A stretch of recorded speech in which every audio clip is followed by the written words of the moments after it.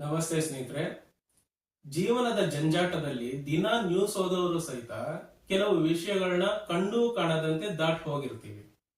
ಮೊನ್ನೆ ದಿನದ ನ್ಯೂಸ್ ನಲ್ಲಿ ನಾನು ಓದಿದ್ದು ಒಬ್ಬ ದಲಿತ ವಿದ್ಯಾವಂತನ ಕರುಣಾಜನಕ ಕಥೆ. ಎಷ್ಟೋ ಬಾರಿ ಆ ನೋವು ಕಷ್ಟಗಳನ್ನ ನಾವು ನೋಡಿರ್ತೇವಲ್ಲ, ಹೃದಯವನ್ನ ತುಂಬಾ ಕಾಡುತ್ತೆ ಮತ್ತು ನೆನಪಿನಿಂದ ಬೇಗ ಹೋಗೋದೇ ಇಲ್ಲ. ಕಥೆ ಏನಂದ್ರೆ, ಅದು ಉತ್ತರ ಪ್ರದೇಶ ರಾಜ್ಯದ ಮುಜಾಫರ್ ನಗರ್ ಜಿಲ್ಲೆಯ ಟಿಟೋರಾ ಎಂಬ ಗ್ರಾಮ.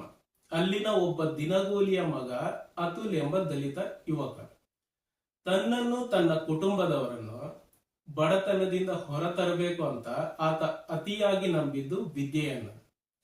ತನ್ನ ಪರಿಶ್ರಮ ಮತ್ತು ಕುಟುಂಬದವರ, ಸ್ನೇಹಿತರ, ಬಂಧುಗಳ ಧನ ಸಹಾಯದಿಂದ ಹೇಗೋ ಹಾಗೆ ಶಾಲೆಯ ಶಿಕ್ಷಣ ಮುಗಿಸಿ ಈಗ ಜೆಇಇ ಅಡ್ವಾನ್ಸ್ಡ್ ಪರೀಕ್ಷೆಯಲ್ಲಿ ಸಹಿತ ಪಾಸ್ ಆಗಿ ಜಾರ್ಖಂಡ್ ರಾಜ್ಯದ ಐಐಟಿ ಧನ್ಬಾದ್ ಎಂಬ ಪ್ರತಿಷ್ಠಿತ ಕಾಲೇಜಿನಲ್ಲಿ ಎಲೆಕ್ಟ್ರಿಕಲ್ ಇಂಜಿನಿಯರಿಂಗ್ ಸೀಟ್ ಪಡ್ಕೊಂಡಿದ್ದ. ಫೀಸ್ ಕಟ್ಟೋದಕ್ಕೆ 4 ದಿನಗಳ ಕಾಲಾವಕಾಶ ಇತ್ತು. ಜೂನ್ 25ರ 5 ಗಂಟೆ ಒಳಗೆ ಫೀಸ್ ಕಟ್ಟದಿದ್ರೆ ಆತನ ಅಡ್ಮಿಷನ್ ರಿಜೆಕ್ಟ್ ಆಗ್ತಿತ್ತು. ಫೀಸ್ ಎಷ್ಟು ಅಂತೀರಾ? 17,500. ಅಷ್ಟೇನಾ? ಅಂತಹ ಪ್ರತಿಷ್ಠಿತ ಕಾಲೇಜಿಗೆ ಬರೀ 17,500 ಕಟ್ಟಿ ಅಡ್ಮಿಷನ್ ತೆಗೆದುಕೊಳ್ಳೋದ್ರಲ್ಲಿ ಕಷ್ಟ ಏನಿದೆ ಅಂತ ಇಲ್ಲಿನ ಹಣವಂತರು ಕೇಳಬಹುದು. ಸ್ನೇಹಿತರೆ, ಈಗಲೂ ಭಾರತದಲ್ಲಿ ಬಡ ಭಾರತ ಅಂತ ಒಂದಿದೆ. ಬಹುತೇಕ ಭಾರತೀಯರು ಬದುಕ್ತಿರೋದು ಅಲ್ಲೇ. ಅಲ್ಲಿ ಬದುಕ್ತಿರೋರ್ಗೆ 17,500 ಅನ್ನೋದು ತುಂಬಾ ತುಂಬಾ ತುಂಬಾ ದೊಡ್ಡ ಮೊತ್ತ. ಹೊಂದಿಸೋದಕ್ಕೆ ಆಸ್ತಿ, ಮಾನ, ಪ್ರಾಣ ಎಲ್ಲವನ್ನೂ ಅಡಗಿಡಬೇಕಾಗಿ ಬರುತ್ತೆ. ಅತುಲ್ ಕುಟುಂಬ ಸಹಿತ ಹೇಗೋ ಹಾಗೆ ಆ ಹಣದ ಮೊತ್ತವನ್ನ ಜೂನ್ 24ರ ಸಂಜೆ 4 ಗಂಟೆ 45 ನಿಮಿಷದ ಹೊತ್ತಿಗೆ ಅಕೌಂಟ್ ನಲ್ಲಿ ರೆಡಿ ಮಾಡಿಕೊಂಡು ಮೊದಲು ದಾಖಲೆಯನ್ನೆಲ್ಲ ಅಡ್ಮಿಷನ್ಗೋಸ್ಕರ ವೆಬ್ಸೈಟ್ ನಲ್ಲಿ ಅಪ್ಲೋಡ್ ಮಾಡೋ ಹೊತ್ತಿಗೆ 5 ಗಂಟೆ ದಾಟ್ಬಿಡುತ್ತೆ. ಹಣವನ್ನ ಆನ್ಲೈನ್ ಪೇಮೆಂಟ್ ನಲ್ಲಿ 5 ಗಂಟೆ ಒಳಗಡೆ ಮಾಡೋದಕ್ಕಾಗೋದಿಲ್ಲ. ಸೊ ಅಡ್ಮಿಷನ್ ರಿಜೆಕ್ಟ್ ಆಗುತ್ತೆ.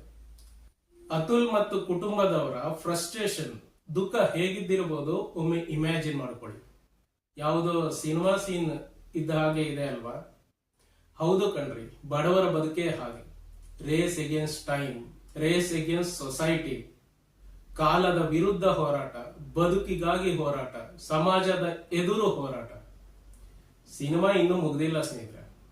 ಹಲವಾರು ಬಾಗಿಲುಗಳನ್ನ ತಟ್ಟಿದ ಮೇಲೆ national commission for scheduled caste, Jharkhand legal services authority ಅಂದ್ರೆ ಜಾರ್ಖಂಡ್ ನ ಉಚಿತ ಕಾನೂನು ಸೇವಾ ಪ್ರಾಧಿಕಾರದ ಸಹಾಯದಿಂದ ತನ್ನ ಇಂಜಿನಿಯರಿಂಗ್ ಸೀಟ್ ಅನ್ನು ದಕ್ಕಿಸಿಕೊಡುವಂತೆ ಕೇಳಿದ್ರು. ಆದ್ರೆ ಎಕ್ಸಾಮ್ ನಡೆದಿದ್ದು ಐಐಟಿ ಮದ್ರಾಸ್ ಅಲ್ಲಿ ಆದ ಕಾರಣ ಮದ್ರಾಸ್ ಹೈಕೋರ್ಟ್ ನಲ್ಲಿ ನ್ಯಾಯಕ್ಕಾಗಿ ಬೇಡಲಾಯಿತು. ಆದರೆ ಕೊನೆಗೆ ಹೈಕೋರ್ಟ್ ನಿರ್ದೇಶನದ ಮೇರೆಗೆ ಭಾರತದ ಸರ್ವೋಚ್ಚ ನ್ಯಾಯಾಲಯದ ಮುಂದೆ ಮೊರೆ ಹೋಗ್ಬೇಕಾಗಿ ಬಂತು. ನ್ಯಾಯಮೂರ್ತಿಗಳಾದ ಡಿ.ವೈ. ಚಂದ್ರಚೂಡ್, ಬಿ. ಪರ್ದಿವಾಲಾ ಮತ್ತು ಮನೋಜ್ ಮಿಶ್ರಾ ಅವರು ಅತುಲ್ ಅವರಿಗೆ ತಮ್ಮಿಂದಾಗೋ ಸಹಾಯ ಮಾಡೋದಾಗಿ ಭರವಸೆ ನೀಡಿದ್ರು. ಇದು ಅತುಲ್ನ ಕಡೆಯ ಅಟೆಂಪ್ಟ್ ಆಗಿದ್ರಿಂದ ಈ ಬಾರಿ ಮಿಸ್ ಆದ್ರೆ ಮತ್ತೆಂದೂ ಇಂಜಿನಿಯರಿಂಗ್ ಸೀಟ್ ಸಿಗೋದಿಲ್ಲ ಅನ್ನೋ ಕಾರಣಕ್ಕೆ joint seat allocation authority IIT Madras ಇವರಿಗೆ ಈ ಒಂದು ಪ್ರಕರಣವನ್ನ ಎಕ್ಸೆಪ್ಷನ್ ಆಗಿ ತೆಗೆದುಕೊಂಡು ಆ ವಿದ್ಯಾವಂತ ಹುಡುಗನಿಗೆ ಸಹಾಯ ಮಾಡುವಂತೆ ಸುಪ್ರೀಂ ಕೋರ್ಟ್ ಕೇಳ್ಕೊಂಡಿದೆ. ಈ ಕೇಸನ್ನ ಪ್ರಿಸಿಡೆನ್ಸ್ ಆಗಿ ಮಾಡೋದಿಲ್ಲ. ಅಂದ್ರೆ ಈ ಕೇಸನ್ನ ಮಾದರಿಯಾಗಿಸಿಕೊಂಡು ಮುಂದೆ ಯಾರು ಪಿಟಿಷನ್ ಫೈಲ್ ಮಾಡಬಾರದು ಅಂತಲೂ ತಮ್ಮ ಸೂಚನೆಯಲ್ಲಿ ಹೇಳಿದ್ದಾರೆ. ಅಂದ್ರೆ ಔದಾರ್ಯವನ್ನು ಯಾರು ದುರುಪಯೋಗ ಮಾಡ್ಕೋಬಾರದು ಅಂತ ಅಷ್ಟೇ. ಆ ವಿದ್ಯಾವಂತ ಹುಡುಗನಿಗೆ ನ್ಯಾಯ ಸಿಗ್ಲಿ ಎಂದು ಆಶಿಸುತ್ತಾ ಇದೇ ರೀತಿಯಾಗಿ 2021ರಲ್ಲಿ ಉತ್ತರ ಪ್ರದೇಶದ ಜೈಬೀರ್ ಸಿಂಗ್ ಅನ್ನೋ ದಲಿತ ಯುವಕ ಐಐಟಿ ಬಾಂಬೆನಲ್ಲಿ ಅಡ್ಮಿಷನ್ಗೋಸ್ಕರ ಡೆಡ್ ಲೈನ್ ಒಳಗೆ ಪೇಮೆಂಟ್ ಮಾಡಲಿಲ್ಲ ಅನ್ನೋ ಕಾರಣಕ್ಕೆ ಆತನ ಅಡ್ಮಿಷನ್ ರಿಜೆಕ್ಟ್ ಆಗಿತ್ತು. ಇದೇ ಸುಪ್ರೀಂ ಕೋರ್ಟ್ ಆಗ್ಲೂ ಆತನ ಸಹಾಯಕ್ಕೆ ನಿಂತಿತ್ತು. ಸ್ನೇಹಿತರೆ, ಇವು ಸರ್ವೋಚ್ಚ ನ್ಯಾಯಾಲಯದ ಮುಂದೆ ಬಂದ ಪ್ರಕರಣಗಳು. ಈ ರೀತಿಯಾದ ಕಷ್ಟಗಳಿಂದ ಮೇಲೆ ಬರಲಾಗದೆ, ವ್ಯವಸ್ಥೆಯ ಹಲವಾರು ಬಾಗಿಲುಗಳನ್ನ ತಟ್ಟಲಾಗದೆ ಕೈ ಚೆಲ್ಲಿ ಕೂರ ಸಾವಿರಾರು ವಿದ್ಯಾವಂತರು ನಮ್ಮ ಮಧ್ಯೆ ಇದ್ದಾರೆ. ದಲಿತ ವಿದ್ಯಾವಂತರು ಅಂದ್ರೆ ಯಾಕಿಷ್ಟು ತಾತ್ಸಾರ ಮನೋಭಾವ? ಈ ದಿನ ಬೀದಿ ಬೀದಿಯಲ್ಲಿ ದಲಿತರಿಗಾಗಿ ಸಂಘ ಇವೆ. ಇಂತಹ ಘಟನೆಗಳಲ್ಲಿ ಈ ಸೋಕಾಲ್ಡ್ ಹೋರಾಟ ಸಂಘಗಳು ಏನೂ ಮಾಡೋದಿಲ್ಲ. ಯಾಕೆ? ನಿಜವಾಗಿಯೂ ನ್ಯಾಯ ಅಂತ ಮಾಡಬೇಕಾಗಿರೋದು ಇಂತಹ ವಿಷಯಗಳಲ್ಲೇ ಅಲ್ವಾ? ಅಂದ್ರೆ ನಾನಿಲ್ಲಿ ಕೋರ್ಟ್ ಮೊರೆ ಹೋಗಿ ಅಂತಿಲ್ಲ. ದಲಿತರಲ್ಲಿ ಎಷ್ಟೋ ಮಂದಿ ಬಡ ವಿದ್ಯಾವಂತರಿದ್ದಾರೆ. ಹೇಗಾದ್ರೂ ಓದಿ ಬಡತನದಿಂದ ಹೊರಬರಬೇಕು ಅಂತ ಕಷ್ಟ ಪಡ್ತಾ ಇರ್ತಾರೆ. ಸರ್ಕಾರದಿಂದ ಮಾತ್ರ ದಲಿತರಿಗೆ ಕಮ್ಮಿ ಬಡ್ಡಿ ಸಾಲ, ಬಡ್ಡಿ ರಹಿತ ಸಾಲ, ಸ್ಕಾಲರ್ಶಿಪ್, ಧನ ಸಹಾಯ ಅಂತೆಲ್ಲ ಪ್ರೊವಿಷನ್ಸ್ ಇದ್ರೂ ಅದು ಅವರ ಕೈ ಸೇರ್ತಿಲ್ಲ. ಯಾಕೆ? ಎಲ್ಲಿ ಹೋಗ್ತಿದೆ ಆ ಹಣ? ಇಲ್ಲ. ಒಬ್ಬ ವಿದ್ಯಾವಂತನಿಗೆ ಸಹಾಯ ಮಾಡಿದ್ರೆ ಆತ ಮುಂದೆ ಬರ್ತಾನೆ. ಆತ ತನ್ನವರನ್ನೆಲ್ಲ ಮುಂದೆ ತರಲು ಯತ್ನಿಸುತ್ತಾನೆ. ಯಾಕಂದ್ರೆ ಅದೇ ತಾನೇ ನಿಜವಾದ ವಿದ್ಯೆ. ಆತ ಸ್ವಾರ್ಥಿಯಾಗಿದ್ದಾನೆ ಅಂದ್ರೆ ಅರ್ಥ ಆತ ಏನನ್ನೂ ಕಲಿತಿಲ್ಲ. ಆತ ಓದಿಕೊಂಡ ಅವಿದ್ಯಾವಂತ ಅಷ್ಟೇ. ದಲಿತ ವಿದ್ಯಾವಂತರನ್ನ ಆದಷ್ಟು ತಳಮಟ್ಟದಲ್ಲಿಯೇ ಇಡಲಾಗುತ್ತೆ. ಯಾಕೆ? ವಜ್ರಕ್ಕೆ ವಜ್ರವೇ ವೈರಿ, ಹೆಣ್ಣಿಗೆ ಹೆಣ್ಣೇ ವೈರಿ ಅನ್ನೋ ಹಾಗೆ ಈ ದಿನ ದಲಿತರ ಬೆಳವಣಿಗೆಗೆ ಕೆಲವು ಸ್ವಾರ್ಥಿ ದಲಿತರೇ ಮುಳ್ಳಾಗಿದ್ದಾರೆ.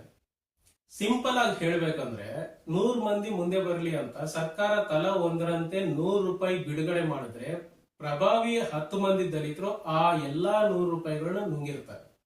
ಬರೀ ಇಷ್ಟರಲ್ಲೇ ತಲೆಮಾರಿಗೆ ಆಗುವಷ್ಟು ದುಡ್ಡು ಮಾಡಬಹುದಾ ಅಂದ್ರೆ ಇದು ಆರಂಭ. ಮತ್ತೆ ಇದ್ದೇ ಇದೆ ಬೇರೆ ಬೇರೆ ದಂಧೆಗಳು.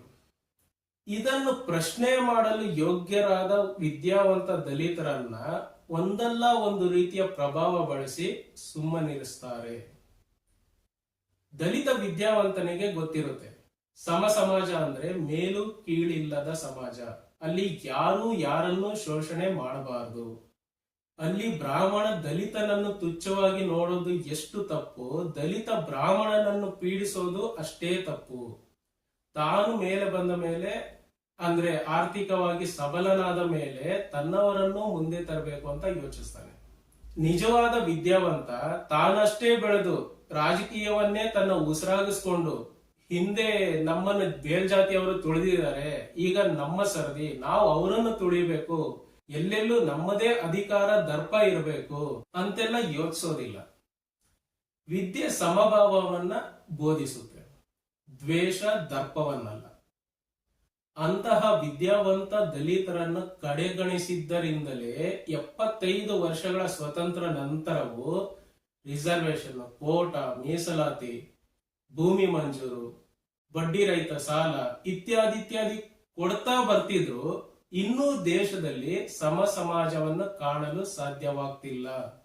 ಕೇವಲ ಕೆಲವರಷ್ಟೇ ಹಲವರ ಸವಲತ್ತುಗಳನ್ನ ಕಸಿದುಕೊಂಡು 3 ತಲೆಮಾರು, 7 ತಲೆಮಾರು, 10 ತಲೆಮಾರು ಅಂತ ತಲೆಮಾರುಗಳಿಗೆ ಆಗುವಷ್ಟು ಆಸ್ತಿ ಸಂಗ್ರಹ ಮಾಡ್ತಾ ಬಂದಿದ್ದಾರೆ. ಹಿಂದುಳಿದ ಸಮುದಾಯಗಳ ಏಳಿಗೆಗಾಗಿ ಉಪಯೋಗಿಸಬೇಕಿದ್ದ ಹಣವೆಲ್ಲ ಕೆಲವರ ಪಾಲು ಮಾತ್ರ ಆಗೋದಕ್ಕೆ ಹೇಗೆ ಸಾಧ್ಯ? ಕಾರಣ ಇದೆ, ವಿದ್ಯೆ. ಓದಿದವರನ್ನ ಹಿಂದುಳಿದ ಸಮುದಾಯಗಳಲ್ಲಿ ಮುಖಂಡರನ್ನಾಗಿ ಹಿಂದುಳಿದವರೇ ಒಪ್ಕೊಳ್ಳೋದಿಲ್ಲ. ಓದಿದವನು ಎಲ್ಲ ತಿಳ್ಕೊಂಡಿರ್ತಾನೆ, ನಮಗೆ ಬೇಕಾದ ಸವಲತ್ತನ್ನ ಅವನೇ ತಿಂದು ದೊಡ್ಡವನಾಗ್ತಾನೆ. ಈ ತರ ಮನಸ್ಥಿತಿಯೂ ಇಲ್ಲಿದೆ. ಕೆಲವು ಬಾರಿ ಅದು ನಿಜನೂ ಹೌದು. ಓದ್ದವನ್ ಮುಂದೆ ಬಂದ್ರೆ ನಾವೆಲ್ಲ ಇನ್ನು ಮೂಲೆ ಗುಂಪಾಗಿ ಹೋಗ್ಬೇಕಾಗುತ್ತೆ ಅಂತ ಅವಿದ್ಯಾವಂತರಾದ್ರೂ ಹೇಗೋ ಹಾಗೆ ರಾಜಕೀಯ ಮಾಡ್ಕೊಂಡು ಬಂದಿರೋ ಹಿಂದುಳಿದ ಸಮುದಾಯಗಳ ನಾಯಕರು ಓದಿದವರನ್ನ ಆದಷ್ಟು ತಮ್ಮ ಅಧೀನದಲ್ಲೇ ಇರೋ ತರ ನೋಡ್ಕೋತಾರೆ. ಸರಿ, ಓದ್ದವರೆಲ್ಲ ಪ್ರಾಮಾಣಿಕರ, ಪ್ರಜಾನಿಷ್ಠರ? ಹಾಗೂ ಇಲ್ವಲ್ಲ. ಓದಿಕೊಂಡು ಹಿಂದುಳಿದ ಸಮುದಾಯಗಳ ಮುಖಂಡರಾಗಿ, ರಾಜಕಾರಣಿಗಳಾಗಿ 10 ತಲೆಮಾರಿಗೆ ಆಸ್ತಿ ಮಾಡಿಕೊಂಡಿರುವ ದಲಿತ ನಾಯಕರು ನಮ್ಮಲ್ಲಿ ಎಷ್ಟು ಮಂದಿ ಇಲ್ಲ ಹೇಳಿ? ಹಾಗಾದ್ರೆ ನಿಜವಾದ ದಲಿತ ನಾಯಕರು ಯಾರು? ನಿಜವಾಗ್ಲೂ ಸಮ ಸಮಾಜಕ್ಕಾಗಿ ಹೋರಾಡುವವರು ಯಾರು? ನಿಜವಾಗ್ಲೂ ದೇಶವನ್ನ ಜಾತಿ ರಹಿತಗೊಳಿಸಿ ಸರಿದಾರಿಯಲ್ಲಿ ನಡೆಸೋರು ಯಾರು? ಉತ್ತರ ಸುಲಭ ಸ್ನೇಹಿತರೆ. ಅಂತಹ ನಿಜವಾದ ಪ್ರಜಾನಿಷ್ಠ ಸೇವಕರು ನಿಮ್ಮ ನಡುವೆ ಇರ್ತಾರೆ. ದಯವಿಟ್ಟು ಚಿಲ್ಲರೆ ಕಾಸಿಗೆ ಆಸೆ ಪಡದೆ ಕುಡಿತದ ಅಮಲಿನಿಂದ, ಸಂಶಯದ ಅಮಲಿನಿಂದ ಹೊರಬಂದು ನೋಡಿ. ನಿಮಗಾಗಿ, ನಿಮ್ಮ ಸಮುದಾಯದ ಏಳಿಗೆಗಾಗಿ ಹೋರಾಡುತ್ತಿರುವವರು ನಿಮ್ಮ ಮಧ್ಯೆಯೇ ಇರ್ತಾರೆ. ಆತನನ್ನ ಕಂಡು ಹಿಡಿಯೋದು ಹೇಗೆ? ಸ್ನೇಹಿತರೆ, ಆತ ತಕ್ಕ ಮಟ್ಟಿಗೆ ಓದಿಕೊಂಡಿರ್ತಾನೆ, ವಿದ್ಯೆಯ ಬಗ್ಗೆ ಭಕ್ತಿ ಭಾವ ಇಟ್ಕೊಂಡಿರ್ತಾನೆ. ಇತರ ವಿದ್ಯಾವಂತರ ಬಗ್ಗೆ ಪ್ರೌಢಿಮೆ ಇಟ್ಕೊಂಡಿರ್ತಾನೆ. ಅವರ ಏಳಿಗೆಗಾಗಿ ಶ್ರಮಿಸ್ತಾನೆ. ಆತನಿಗೆ ಯಾವುದೇ ಕ್ರಿಮಿನಲ್ ಬ್ಯಾಕ್ಗ್ರೌಂಡ್ ಇರೋದಿಲ್ಲ. ಆತನಿಗೆ ರೌಡಿಗಳ ಪುಂಡಪೋಖರಿಗಳ ಸಹವಾಸ ಬೇಕಿರೋದಿಲ್ಲ. ಆತನಿಗೆ ಕ್ರಿಮಿನಲ್ ರಾಜಕೀಯದ ಅವಶ್ಯಕತೆ ಇರೋದಿಲ್ಲ. ಅಂದ್ರೆ ಅಟ್ರಾಸಿಟಿ ಕೇಸ್ ಆಗ್ಲಿ, ಇನ್ಯಾವುದೇ ಕಾನೂನಿನ ದುರ್ಬಳಕೆ ಆಗ್ಲಿ ಆತನಿಗೆ ಬೇಕಿರೋದಿಲ್ಲ. ಆತನ ಬಳಿ ಐಷಾರಾಮಿ ಕಾರು ಇರೋದಿಲ್ಲ. ತಲೆಮಾರಿಗೆ ಆಗುವಷ್ಟು ಆಸ್ತಿ ಇರೋದಿಲ್ಲ. ಇದ್ರೆ ಅದನ್ನ ಕಾಪಾಡ್ಕೊಳ್ಳೋದಕ್ಕೆ ಮತ್ತೆ ಅದನ್ನ ಇನ್ನಷ್ಟು ದೊಡ್ಡದ್ ಮಾಡೋದ್ರಲ್ಲೇ ಆತನ ಆಯುಷ್ಯ ಕಳೆಯುತ್ತೆ ಹೊರತು ನಿಮ್ಮ ಸಮುದಾಯದ ಉದ್ಧಾರಕ್ಕಾಗಿ ಅಲ್ಲ. ದಯವಿಟ್ಟು ಈ ಮಾನದಂಡದಲ್ಲಿ ನಿಮ್ಮ ಪ್ರಜಾನಿಷ್ಠ ಪ್ರಜಾಸೇವಕರನ್ನ ಹುಡುಕಿ ಬೆಂಬಲಿಸಿ. ನಿಮ್ಮ ಸ್ಥಳೀಯ ಚುನಾವಣೆಗಳಲ್ಲಿ ಅಂದ್ರೆ ರಿಸರ್ವೇಶನ್ ಸೀಟ್ಸ್ ಎಲ್ಲ ಇರುತ್ತಲ್ಲ, ಅಲ್ಲಿ ಆರಿಸಿ ತನ್ನಿ ಸಾಕು. ನಿಮ್ಮ ಸುತ್ತ ನಡೆಯೋ ಚಮತ್ಕಾರವನ್ನ, ಬೆಳವಣಿಗೆಯನ್ನ ನೋಡಿ. ಸಮಾಜದ ಕಲ್ಪನೆ ಏನಿದೆಯಲ್ಲ ಸ್ನೇಹಿತರೆ, ಆ ಭಾವನೆ, ಆ ಬದುಕು ಬಹಳ ಸುಂದರ. ಪ್ರಯತ್ನ ಪಡೋಣವಾ? ಇಷ್ಟೆಲ್ಲ ಮಾತಾಡ್ತೀಯ, ನೀನು ಯಾವ ಜಾತಿಯವನು ಅಂತ ಕೇಳೋ ನನ್ನ ಅತಿ ಬುದ್ಧಿವಂತ ಸ್ನೇಹಿತರಿಗೆ ನನ್ನ ಉತ್ತರ ಇಷ್ಟೇ. ನಿಮ್ಮ ಲೆಕ್ಕದಲ್ಲಿ ನಾನೊಬ್ಬ ಜಾತಿ ಭ್ರಷ್ಟ, ಜಾತಿ ಕೆಟ್ಟವನು ಏನೇನೋ ಹೇಳ್ತಿರಲ್ಲ, ಹಾಗೆ ಇರ್ಲಿ, ತೊಂದರೆ ಇಲ್ಲ. ನನಗೆ ಜಾತಿ ಬೇಕಿಲ್ಲ. ನನ್ನ ಹೆಸರಿನ ಹಿಂದೆ ಮುಂದೆ ಜಾತಿ ಇಲ್ಲ. ನನ್ನ ತಲೆನಲ್ಲಿ ಜಾತಿ ಇಲ್ಲ. ನನ್ನ ದೇಹದ ಯಾವುದೇ ಭಾಗದಲ್ಲೂ ನನ್ನ ಜಾತಿಯ ಸ್ಟ್ಯಾಂಪ್ ಅಂತೂ ಇಲ್ಲವೇ ಇಲ್ಲ. ಜೈ ಕರ್ನಾಟಕ, ಜೈ ಹಿಂದ್.